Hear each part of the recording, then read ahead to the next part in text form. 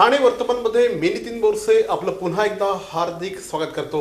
सादर करीत आहोत आजच्या ठळक बातम्या।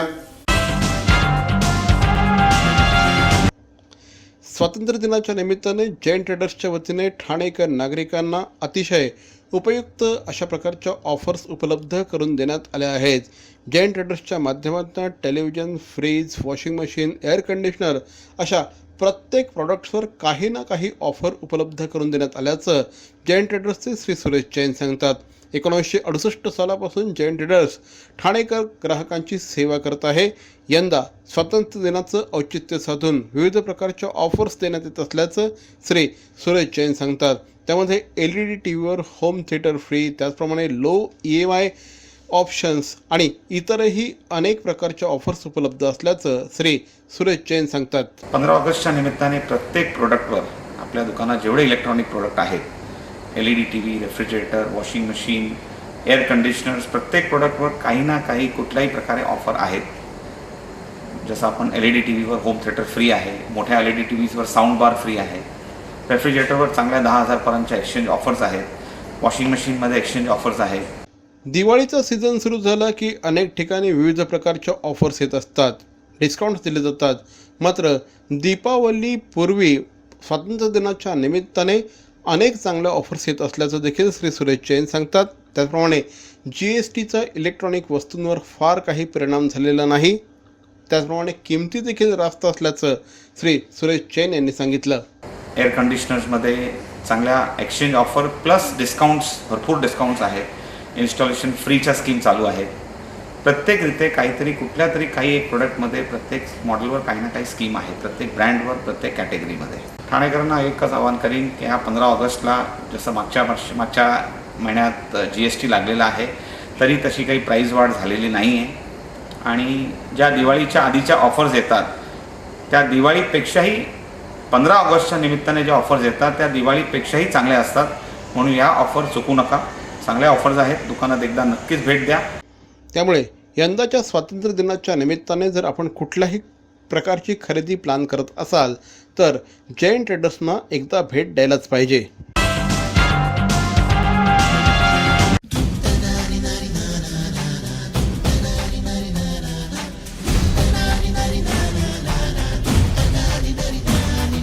श्वास राखुनी, नजर रोखुनी, मर्द रांगडा, रणरागिणी, वेद पर्वता, हा नाद सर्वदा ठाण्यामध्ये घुमतो।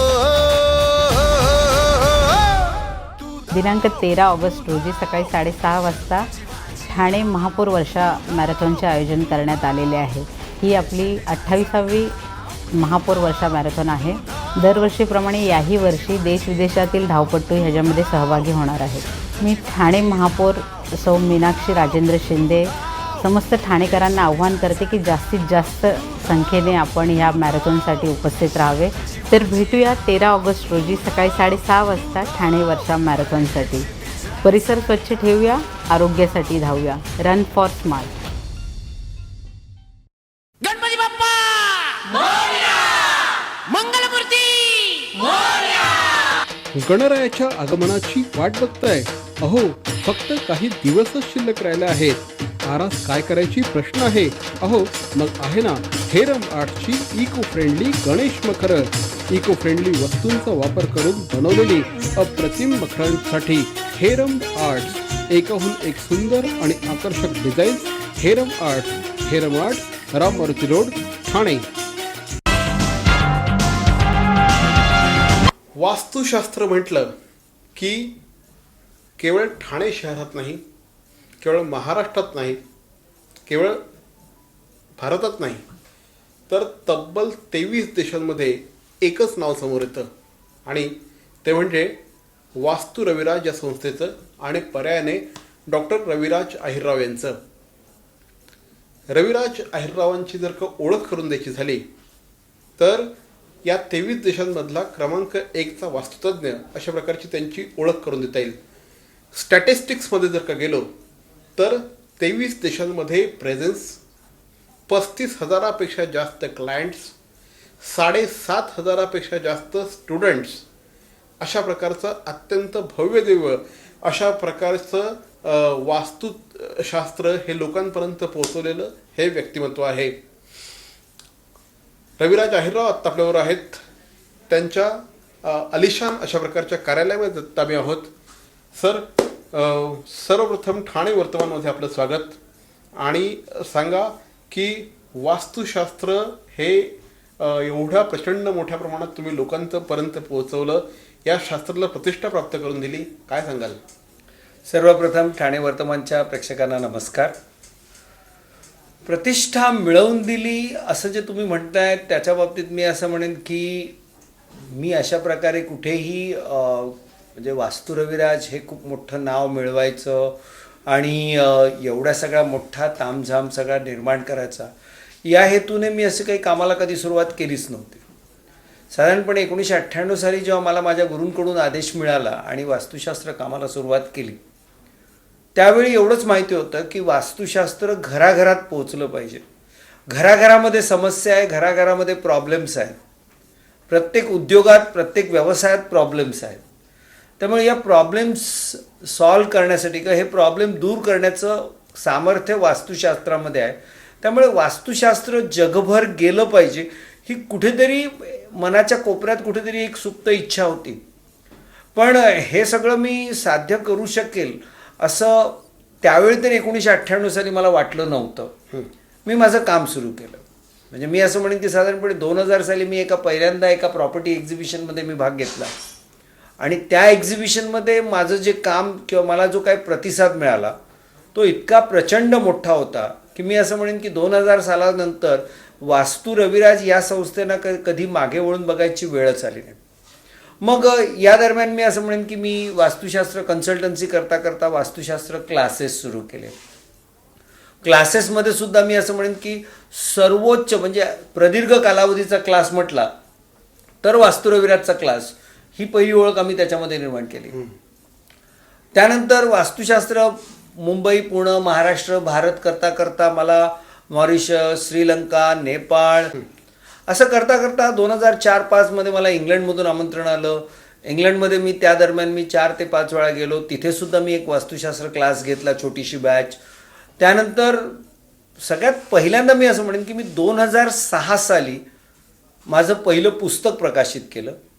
त्याच वर्षी आम्ही आमचा पहिला एकपात्री नाट्यप्रयोग इंट्रोड्यूस केला आणि त्याच वर्षामध्ये माझं ठाण्यातलं पहिलं कार्यालय आणि पुण्यातल्या पहिल्या कार्यालयाची नीव राखली गेली. बरोबर. आणि मग तिथून कुठेतरी एक अशी जाणीव झाली की येस की आत्ता आपण वास्तुशास्त्र प्रचंड मोठ्या प्रमाणावर जागतिक पातळीवर नेऊ शकतो. त्या दरम्यान एक गोष्ट ही पण जाणीव झाली होती की संपूर्ण जगामध्ये, कारण तोपर्यंत मी एक 7-8 देशांमध्ये नक्कीच माझं जाणं झालं होतं आणि परदेशातलं माझं एक्सपोजर जेव्हा माझं आलं तेव्हा मला एक गोष्ट प्रकर्षाने जाणवली की भारतीय वास्तुशास्त्रापेक्षा चिनी फेंगशुईला जगामध्ये प्रचंड मागणी होती. मी होती हा शब्द वापरतोय. पण त्यावेळी भारतीय वास्तुशास्त्रातून ज्याची निर्मिती झाली ती फेंगशुई आघाडीवर होती हे कुठेतरी एक शल्य होतं. आणि जर तुलना करायला गेलं तर भारतीय वास्तुशास्त्र आणि फेंगशुई या दोघांची तुलना केली तर भारतीय वास्तुशास्त्र हे 100 नंबरी 52 कशी 24 कॅरेटचं सोनं आहे. पण कुठेतरी जागतिक पातळीवर आपण कमी पडतो आहोत, आपण त्याला व्यवस्थित नेत नाहीये हे मला शल्य जाणवत होतं. आणि 2006 मध्ये माझ्याकडून जी काही वेगवेगळी कामं घडली तेव्हा मला जाणीव झाली, किंबहुना मला तेव्हा कॉन्फिडन्स आला की नाही आपण हे जागतिक पातळीवर नेऊ शकतो. आणि आत्ता तुम्ही जशी ओळख करून दिलीत की 20 वास्तुशास्त्र तज्ज्ञांचा ताफा असणारी भारतातली एकमेव संस्था, 32,000पेक्षा जास्त क्लायंट्स, 7,500 विद्यार्थी, स्वतःचं आपलं एक रिसर्च सेंटर असणारं आणि साधारणपणे आज 10,000 स्क्वेअर फुटाचं ऑफिस असणारी भारतातली आजच्या घडीला तरी वास्तू रविराज ही एकमेव संस्था आहे. भारतात आणि भारताबाहेरचे जवळजवळ 1100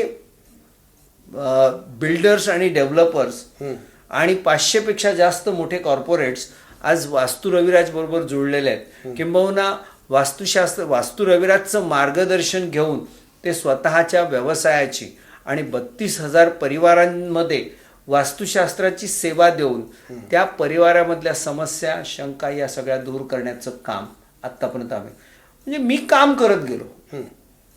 मला हे काम करत असताना मी कोणीतरी मोठा झालं पाहिजे हे कुठे माझ्या डोळ्यात चित्र नव्हतं. बरोबर. पण माझ्या कामाला लोकांची मान्यता मिळत गेली, आमच्याकडे तेवढी मागणी येत गेली आणि कुठेतरी मी असं म्हणेन की माझ्या शालेय कॉलेजच्या जीवनामध्ये मी कुठेतरी एक मॅनेजमेंटचा अभ्यास केलेला असल्यामुळे सेल्स आणि मार्केटिंगचा पण मला अनुभव असल्यामुळे मी त्या दोन गोष्टींचा वापर करून वास्तुशास्त्रातली एक कॉर्पोरेट एंटिटी किंवा एक आधुनिक व्यवस्थापनाचं म्हणजे प्रिन्सिपल्स मान्यता मानणारी अशी एक संस्था उभी करण्यात आम्ही यशस्वी झालो. पितांबरीचा असल खमंग गुळ रुचियाना आमटी भाजी डाळीसाठी रोज वापरू याना नाही कृत्रिम गोडी आरोग्याला जोडी रसायनांच्या भेळीला दूर ठेवाना गुळ पोळी पुरणपोळी मोदक लाडू वडी पकवान कुठलेही त्याला रुचियानाची गोडी. कोकणच्या सेंद्रिय ऊसापासून बनवलेला अस्सल गोडीचा केमिकल विरहित पितांबरी रुचियाना गुळ म्हणजे स्वाद आणि स्वास्थ्य दोन्हीची हमी.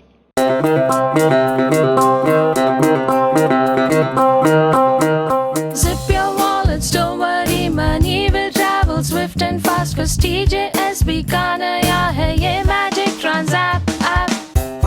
Transact zap, Transact app.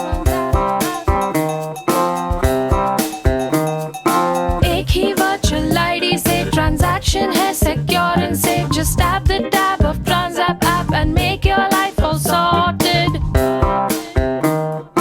पैसा आया पैसा भेजा हो गया चुटकी का खेल. Simple, easy, fast है ये Transact just like a finger snap. Transact app, Transact app. बॅरॉन mail स्टुडिओचा लगसराई धमाका 50% महासेल. किती? 50% महासेल. हो, कुठल्याही कपड्यांवर चक्क 50% ऑफ. बॅरॉन मेन स्टुडिओ ठाणेकरांच्या सेवेत पुन्हा एकदा नव्या रूपात नव्या रंगात. अधिक व्हरायटी आणि तत्पर सेवेसह बॅरॉन मेन स्टुडिओ एथनिक मेन्सवेअरचे भव्य showroom. Blazer suits, sherwani, Jodhpuri, Indo western, kurta suits, formal, partywear, shirts आणि ट्राउझर्सचे भव्य दुमजली शोरूम. बॅरॉन मेन स्टुडिओ पुरुषांच्या खरेदीचा एक वेगळा अनुभव. चला तर मग वाट कसली बघताय, सहभागी होऊ बॅरॉनच्या 50% महासेल मध्ये. बॅरॉन मेन स्टुडिओ आमंत्रण हॉटेल जवळ, जिल्हा परिषदेसमोर, स्टेशन रोड, ठाणे. दूरध्वनी 022-2530-4837. बॅरॉन मेन स्टुडिओ. एक्झॅक्टली ज्यावेळेस तुम्ही हे सगळं करत होता त्यावेळेस इनिशियली लोकांनी कशा पद्धतीने ह्या सगळ्या गोष्टी रिसीव्ह केल्या होत्या? लोकांचं नेमकं इनिशियली म्हणणं काय होतं? नितीन, या संदर्भात म्हणजे आत्ता काही महिन्यापूर्वीच माझी ओळख एका व्यक्तीने त्याच्याबरोबर असणाऱ्या एका दुसऱ्या व्यक्तीला करून देताना सांगितलं की जगातले खूप मोठे सन्मान प्राप्त करणारा आणि खूप मोठ्या प्रमाणावर अपमान सहन करणारा जर कोण व्यक्ती असेल तर तो हा आहे. क्या बात आहे. त्या एका वाक्यातच मी असं म्हणेन की माझा संपूर्ण आतापर्यंतचा 19 वर्षाचा जो वास्तुशास्त्रातला प्रवास आहे ना, तो सगळा त्या एका वाक्यात आला. म्हणजे 2001 साली बेसिकली जर मी कुणा बिल्डरला किंवा कुणा आर्किटेक्टला जर वास्तुशास्त्राबद्दल काही बोलायला गेलो तर तो हिडीसपिडीस करायचा. म्हणजे आज स्वतःहून बोलत असतील. आज तर म्हणजे आज बेसिकली मी असं म्हणेन की जर एखादी बांधकाम संस्था वास्तू रविराज बरोबर जर ती जुळली तर तो त्यांच्यासाठी खूप मोठा सन्मान असतो की आज वास्तू रविराज आमच्या बरोबर युएसपी असते त्यांची, तो त्यांचा युएसपी असतो. किंवा आज अनेक संस्था आमच्या प्रकल्पाला वास्तू रविराज द्वारा मार्गदर्शन प्राप्त असं सांगण्यामध्ये स्वतःचं सामर्थ्य. अर्थात ठीक आहे, मी असं म्हणेन की मी मगाशी जसं म्हटलं तसं मी, माझी पत्नी आणि माझा 20 वास्तुतज्ञांचा ताफा, माझे 75 एम्प्लॉईज, आम्ही काम करत गेलो. आम्ही आमचं कर्तव्य करत गेलो. स्वामी समर्थांच्या कृपेने आमच्या कामाला यश मिळालं. लोकांच्या समस्या दूर झाल्या, लोकांचे लोकांना पण यश मिळत गेलं. त्यामुळे वास्तू रविराजचं वास्तुशास्त्राचं काम वाढत गेलं. तुम्ही हा जो पूर्ण प्रवास आहे, हा पूर्ण प्रवास ठीक आहे, भारतामध्ये बघायला गेलं तर ह्या गोष्टी काही प्रमाणात इझिली रिसीव्ह होऊ शकतात, कारण एक स्पिरिच्युअल बॅकग्राऊंड असलेला हा देश आहे, धार्मिक बॅकग्राऊंड असलेला खूप चांगला देश आहे. परंतु ज्यावेळेस तुम्ही परदेशामध्ये सुद्धा गेलात, परदेशामध्ये लाईक तुम्ही आत्ता म्हणालात इंग्लंडमध्ये आहात, आणखी बऱ्याचशा कंट्रीजमध्ये तुमचा प्रेझेन्स आहे, हे बघायला गेलं तर ह्या पुढारलेल्या कंट्रीज आहेत, या अत्याधुनिक अशा पद्धतीच्या विकसित अशा प्रकारच्या या कंट्रीज आहेत. या कंट्रीजमध्ये तुम्हाला रिसेप्शन कशा पद्धतीने मिळालं आणि तिथली सामाजिक स्थिती काय होती मग? या ठिकाणी एक तर सगळ्यात पहिली महत्त्वाची गोष्ट मी असं म्हणेन की माझा जे काही परदेश दौऱ्यांना जी सुरुवात झाली ती मी असं म्हणेन की मी 2001 साली मॉरिशस आणि श्रीलंका असे 2 पहिले दौरे केले. मॉरिशसमध्ये मी तुम्हाला असं म्हणेन की मला मॉरिशस सरकारकडून सुवर्ण पदक देऊन माझा गौरव करण्यात आला. एका चांगल्या सेमिनारमध्ये मी माझा एक रिसर्च पेपर पब्लिश केला होता आणि मॉरिशस सरकारमध्ये अनेक मंत्री त्या सेमिनारला आले होते. त्यामुळे तिथली माझी पहिली परदेशवारीच ही एक खूप चांगलं यश मला देऊन गेली. पण ॲट द सेम टाईम मी असं म्हणेन की माझा इंग्लंडमधला अनुभव किंवा माझा सिंगापूर, ऑस्ट्रेलिया, न्यूझीलंडमधला अनुभव, या ठिकाणी मला एक गोष्ट प्रकर्षाने जाणवली की जो विदेशी माणूस आहे, म्हणजे विदेशी माणूस म्हणजे जेव्हा आम्ही परदेशात जातो तेव्हा आम्हाला पहिल्यांदा भारतीय माणूस वास्तुशास्त्रासाठी पहिल्यांदा बोलवतो आणि त्याचसोबत मी असं म्हणेन की अनेक विदेशी लोकांमध्ये सुद्धा, म्हणजे ज्याला आपण आपल्या प्रचलित भाषेमध्ये गोऱ्या लोकांमध्ये म्हणू शकतो, कारण मी गोरे लोक हा शब्द अमेरिका, युरोप आणि ऑस्ट्रेलिया या 3 खास प्रमुख देश किंवा खंडांच्या अनुषंगाने मी हा उल्लेख करतोय. तर यातल्या अनेक लोकांना मेटाफिजिकल सायन्स किंवा फेंगशुई आणि टू सर्टन एक्सटेंट भारतीय वास्तुशास्त्र याची काही प्रमाणात माहिती आहे. त्यामुळे ती माणसं लगेच आकर्षित होतात. पण ओव्हरऑल मी एक सांगू की माझा लंडनमधला आणि माझा ऑस्ट्रेलिया सिडनीमधला एक अनुभव मी असं सांगेल की सिडनीमध्ये मी एका एक्झिबिशनमध्ये भाग घेतला होता. म्हणजे ज्या एक्झिबिशनला मी असं म्हणेन की 3 दिवसात 12,000 गोरे लोक येतात. पण त्या एक्झिबिशनला मी जेव्हा सुरुवात केली तेव्हा माझ्या स्टॉलवर माझं नाव लिहिलेलं होतं वास्तू रविराज आणि शॉर्ट इंटू ब्रॅकेट लिहिलं होतं वास्तुशास्त्र. आता ह्या गोऱ्या लोकांना जेव्हा वास्तुशास्त्र हे शब्द त्यांना कळत नव्हता, यायचे काहीतरी असं नवीन काहीतरी बघायचे आणि पुढे चालले जायचे. जवळजवळ 1 तास गेला, माझ्या स्टॉलवर कोणीच आलं नव्हतं. कुठेतरी मी जरा थोडासा आतून हादरलो होतो, कारण सिडनीमध्ये एक्झिबिशन करायचं म्हटलं म्हणजे की प्रचंड मोठा खर्च होता आणि हा खर्च जर पहिल्या 1 तासात जर आपल्या स्टॉलवर एकही माणूस आलेला नाहीये तर कुठेतरी टेन्शन आलं होतं. मग तेवढ्यात एक डोक्यात कल्पना आली आणि वास्तुशास्त्राच्या तिथे एक स्टिकर चिटकवला आणि त्याच्यावर लिहिलं इंडियन फेंगशुई. तुम्हाला सांगतो, इंडियन फेंगशुई हा शब्द लिहिता क्षणी लोक ते वाचायचे आणि माझ्याकडे आकर्षित व्हायला लागले. आणि त्या एक्झिबिशनमध्ये मी एवढं प्रचंड यश मिळालं की मी त्या एक्झिबिशनमध्ये ऑस्ट्रेलिया सिडनीमध्ये मी 22 गोऱ्या लोकांच्या घराचं वास्तुशास्त्र केलं एका व्हिजिटमध्ये.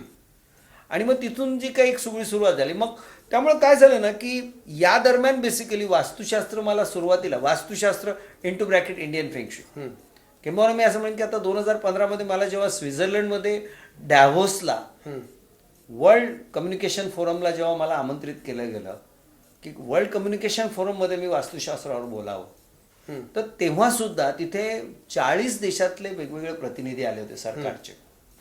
आणि जेव्हा त्यांच्यासमोर सुद्धा मांडताना मी वास्तुशास्त्र हा मांडला, पण लोकांना पटकन समजावं म्हणून इंडियन फेंगशुई या शब्दाचा वापर केला आणि त्याला प्रचंड यश मिळालं. मरावे परी अवयव रूपी उरावे. अवयव दानाचा हाच संदेश जनसामान्यांपर्यंत पोहोचवण्याचा संकल्प घेऊन निघाले आहेत ज्येष्ठ समाजसेवक माननीय नानजीभाई खिमजीभाई ठक्कर ठाणावाला. त्याचसाठी काढण्यात आली एक भव्य दिव्य रॅली. अवयवदानासाठी सुरू आहेत ठिकठिकाणी जनजागृती सभा. लक्षात ठेवा, आपला अवयवदानाचा संकल्प वाचवू शकतो कुणाचे तरी प्राण. दूर करू शकतो कुणाचं तरी अपंगत्व अगदी कायमचं, फुलवू शकतो अनेकांच्या संसारात सुखाचे बगीचे. अवयवदानाच्या या महायज्ञात सहभागी व्हा. समाजरत्न श्री नानजीभाई खिमजीभाई ठक्कर ठाणावाला यांच्या पुढाकाराने जनहितार्थ प्रकाशित. दिवस कसे पावसाळ्याचे मस्त आहेत, तर आपण सगळेच एन्जॉय करतोय. पण तरी सुद्धा जर तुम्ही स्वतःची काळजी घेतली नाहीत तर तुम्हाला हॉस्पिटलच्या बेडवर दिवस काढावे लागतील. तुम्हाला सुद्धा डेंग्यू, चिकनगुनिया, हिवताप यासारखे आजार होण्याची शक्यता आहे. हा, पण काळजी करू नका. तुम्ही तुमच्या सोसायटीचा व आजूबाजूचा परिसर स्वच्छ ठेवा. उघड्यावरचं खाणं टाळाच. पाणी उकळून प्या. घराच्या आजूबाजूला पाणी साचू देऊ नका. झाडांच्या कुंड्यांखालील प्लेटमध्ये पाणी साचू देऊ नका. हा, तर ही सगळी काळजी घ्या आणि हिवताप, डेंग्यू, चिकनगुनियापासून स्वतःचं संरक्षण करा. आणखी एक महत्वाची गोष्ट, जर समजा एखादा रुग्ण किंवा ही लक्षणं असलेली एखादी व्यक्ती आढळली तुम्हाला, तर लगेचच महानगरपालिकेच्या दवाखान्यात जाऊन एखाद्या वैद्यकीय अधिकाऱ्याशी संपर्क साधा. आणि ही दिलेली माहिती स्वतःपुरती न ठेवता तुमच्या ओळखी पाळखीच्यांना, इतरांना सुद्धा द्या. पावसाळ्याचा आनंद घ्या. निरोगी राहा. स्वच्छ राहूया, स्वस्थ राहूया, निरोगी शहर बनवूया.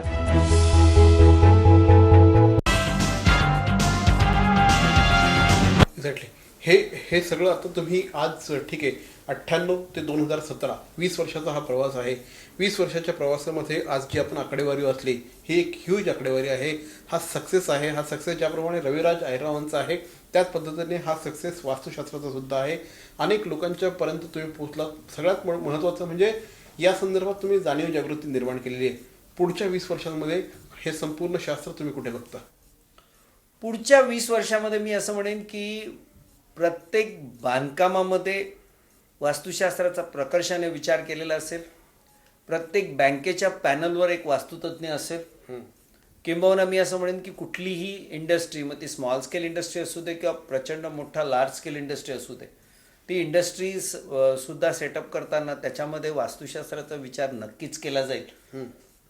केला जाईल असं म्हणण्यापेक्षा मी असं म्हणेन की हे असं होणार आहे, ही काळ्या दगडावरची रेष आहे. म्हणजे थोडक्यात एका वाक्यात सांगायचं झालं तर मानवी जीवनातील प्रत्येक पैलूवर, मग ते एखाद्या घरापासून तर एखाद्या व्यवसायापर्यंत, कुठल्याही व्यवसायामध्ये वास्तुशास्त्राला स्थान असेल. किंबहुना मी असं म्हणेन की येत्या काही वर्षात शालेय पुस्तकामध्ये वास्तुशास्त्रावर एक धडा असेल. हा दिवस फार दूर नाहीये, येत्या काही वर्षातच ते होऊ घातलेलं आहे. शालेय पुस्तकामध्ये विद्यार्थ्यांना 8वी 9वीच्या विद्यार्थ्याला वास्तुशास्त्र नावाचा एक धडा नक्की असेल, एवढी मी खात्री देऊ शकतो. हे होते डॉक्टर रविराज अहिरराव. डॉक्टर रविराज अहिररावांचे हे जे काही सगळे एक्सपिरियन्सेस आहेत हे आम्ही वेगवेगळ्या विषयांच्या माध्यमातून आपल्यापर्यंत घेऊन येणार आहोत. या संदर्भातली एक सिरीज आपण तयार करतो आहोत आणि ही सिरीज आम्ही आपल्यापर्यंत घेऊन येणार आहोत. आजचा हा एक इंट्रोडक्टरी एपिसोड होता. सर आमच्याशी बोललात, थँक्यू व्हेरी मच. धन्यवाद. धन्यवाद.